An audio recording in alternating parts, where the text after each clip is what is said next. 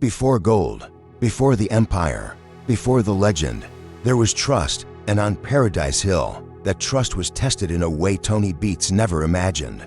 It began on a quiet morning along the eastern boundary of Paradise Hill, a rugged stretch of land rarely visited because historical data suggested weak gold concentrations. Still, Tony believed in knowing every inch of the ground he had fought decades to claim.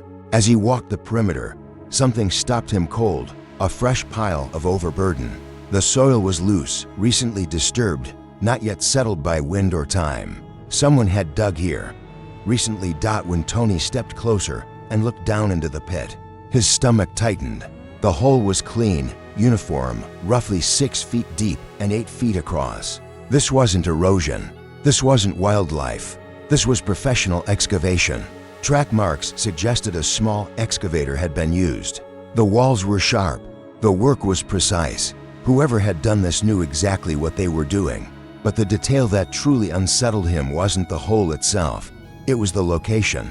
The pit sat almost directly above a potential gold channel extension, identified in Tony's private geological surveys 3 years earlier.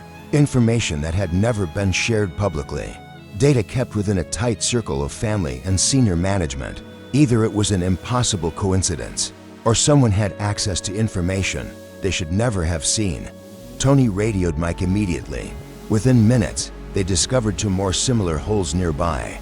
Fresh excavations, identical patterns. Near the creek, they found processed tailings, proof that whoever dug the pits had brought portable washing equipment and recovered gold on site before disappearing into the night. This wasn't random trespassing. This was organized theft. The RCMP were called in to investigate. Their forensic review confirmed Tony's fears. At least 3 individuals had been working the site. Tool marks showed experience. Gold traces in the tailings proved the thieves knew exactly where to dig. They had targeted pay-bearing gravel with precision. Looking back, Tony realized the warning signs had been there for weeks. Fuel usage had been running higher than expected. Just enough to raise eyebrows, but not enough to trigger alarm. Equipment occasionally seemed repositioned overnight. One night, security footage showed a truck entering the property around 2 a.m. and driving toward the eastern boundary. At the time, each detail felt minor. Now, together, they formed a pattern. Someone from the inside was helping them, determined to stop it. Tony decided to set a trap. He and Mike selected another remote section of Paradise Hill that geological surveys suggested might hold gold, but hadn't yet been mined. They deliberately let conversations about testing the area be overheard. Marked-up maps were left visible. Meanwhile, concealed trail cameras with night vision were installed throughout the target zone. The RCMP agreed to monitor the feeds remotely. 8 nights later, at 2:47 a.m., the alert came. Motion detected. Multiple heat signatures. Equipment noise from a concealed staging area. Tony watched through night vision as 3 figures worked efficiently with a small excavator and portable sluice box. The setup was identical to the previous thefts. Then one of the men stepped into clearer view, removing his jacket. Tony felt the air leave his lungs. It was Brad, one of his excavator operators, a man who had worked on Paradise Hill for over 3 years, someone Tony had trusted. When the RCMP flooded the site with lights, 2 suspects tried to run. Brad didn't.